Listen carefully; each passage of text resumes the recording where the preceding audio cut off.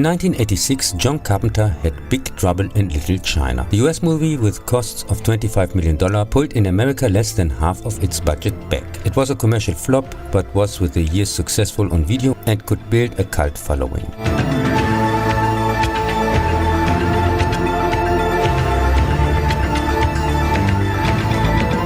In San Francisco's Chinatown, the young Chinese restaurant owner Wang Chi expects his fiancée Miao Ying from Beijing at the airport. But she gets kidnapped by the street gang Lords of Death, minions of the industrialist David Lo Pan.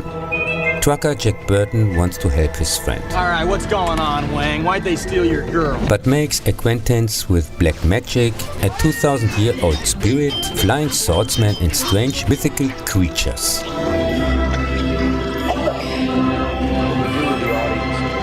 Director John Carpenter has this time many of his proven team from Escape from New York and The Thing, in front and behind the camera. Special effects legend Richard Edlund, who has delivered with Star Wars, Indiana Jones or Ghostbusters great work, took many motifs from Chinese tradition and mythology.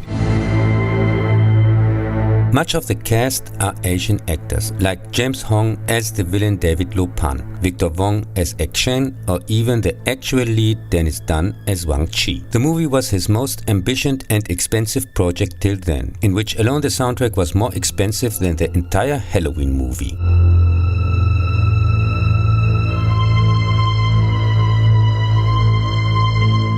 He made even the first time a music video with his old 70s college band Cub Odysee, in which the master himself sings the vocals. Also the Fright Night 2 director Tommy Lee Wallace and Michael Myers actor and The Last Starfighter director Nick Castle. You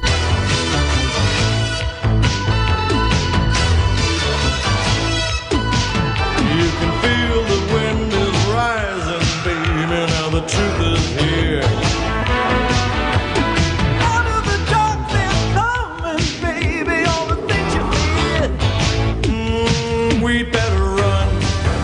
The music had deliberately a rock sound, not wanting to use the usual Western stereotypes when it came to the presentation of Chinese culture. Take us away, take us away. Big trouble in Little China. The soundtrack from the proven team Carpenter Howard contains not only the excellent score but also the vocal version of the title song.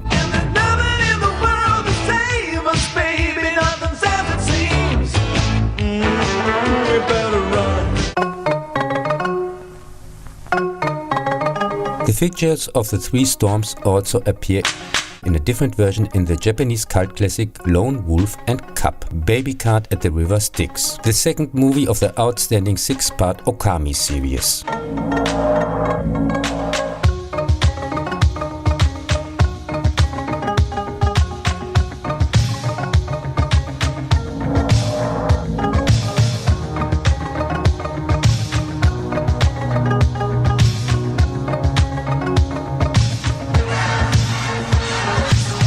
Here we meet a Japanese version of the three storms, with a big similarity in their looks. And even their name, Gods of Death, reminds of the street gang Lords of Death in Big Trouble in Little China. But they do not possess magical powers. More about the movie that started the ninja wave in the 80s in the Lone Wolf and Cub special.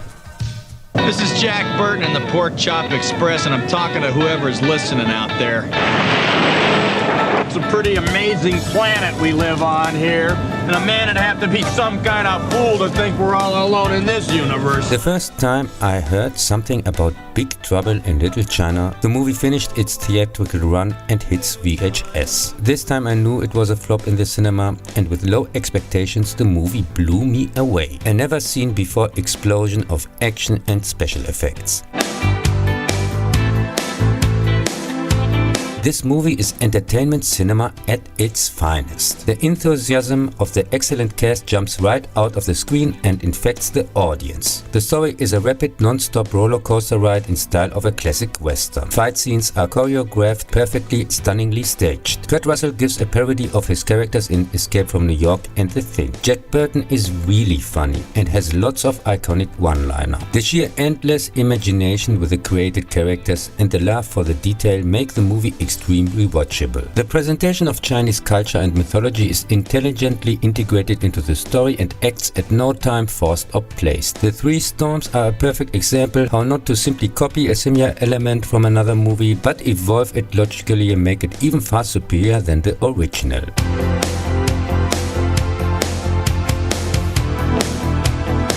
In Big Trouble, They Live and The Thing, Carpenter expected too much from his audience. These movies were far ahead of their time, either technically or for their complex content. Also, the incompetent marketing, which had no idea how to sell these movies because they did not understand them, was no help either. And so they became initially flops, but through the years they found their audience. And today they represent an important part of pop culture, appearing in movies, literature, comic books, games or music.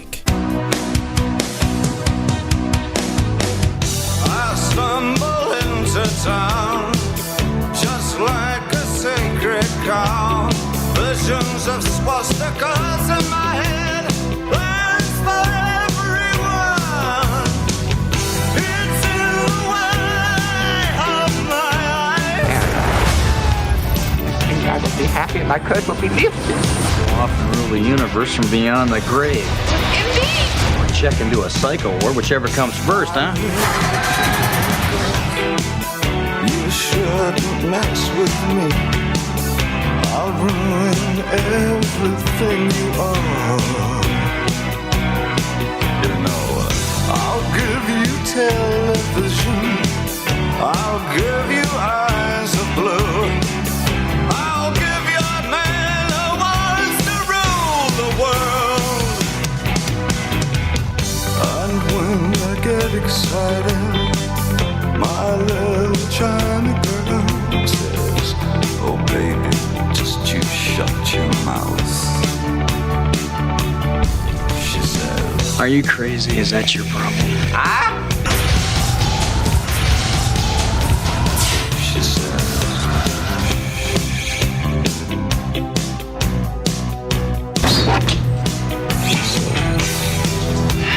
It's all in the reflexes.